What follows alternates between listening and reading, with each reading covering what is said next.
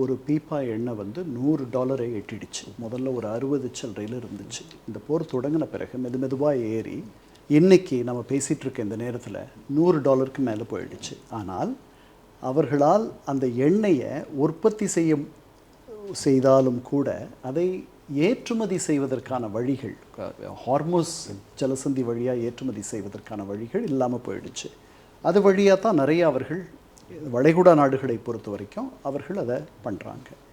எண்ணெய் தட்டுப்பாடு அப்படின்றது ஒன்று இருக்குது. நேற்று முந்தா நாடெல்லாம் இந்த எண்ணெய் உற்பத்தி செய்யக்கூடிய நாடுகள், அப்புறம் பல மேலை நாடுகள் அவர்களுடைய எண்ணெய் ரிசர்வ்ஸ், அவர்களுடைய கையிருப்பு, ஒரு துன்ப காலத்திற்காக அவர்கள் சேமித்து வைத்த எண்ணெயிலிருந்து அதில் கிட்டத்தட்ட ஒரு 400 மில்லியன், அதாவது 40 கோடி பீப்பாய் அளவுக்கு அதை வெளியே கொண்டு வர்றதுக்கு, அதாவது சந்தைக்கு கொண்டு வர்றதுக்கு அவர்கள் முடிவெடுத்திருக்கிறதாலாம் தெரியுது.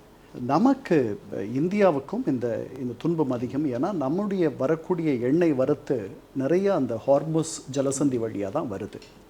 அதில் அந்த ஜலசந்தியை இப்போது பயன்படுத்தக்கூடிய நிலையில் இந்த போர்னால் இல்லை. அதனால் அது ஒரு சிக்கல் நமக்கு. நம்ம ரஷ்யாவிலிருந்து அதனால் எண்ணெய் வாங்க போகிறோம்.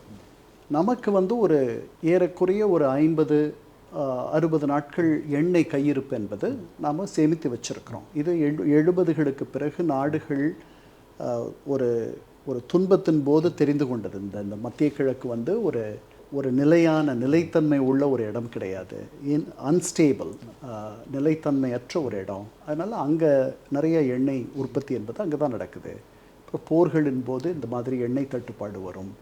இதெல்லாம் புரிஞ்சுக்கிட்டு நாமும் வந்து எண்ணெயை பொறுத்த வரைக்கும், பெட்ரோலை பொறுத்த வரைக்கும் நாம் ஒரு கையிருப்பு வச்சுருக்கோம் ஒரு 2 மாதத்துக்கு. ஆனால் இதே ஒரு நுட்பமும் இதே ஒரு தொலைநோக்கு பார்வையும் நமக்கு எல்பிஜி சமையல் வாயு பொறுத்த வரைக்கும் இது வரைக்கும் நமக்கு வரலை. இப்போ வந்திருக்கு. இப்போ விழிச்சுக்குவோம்.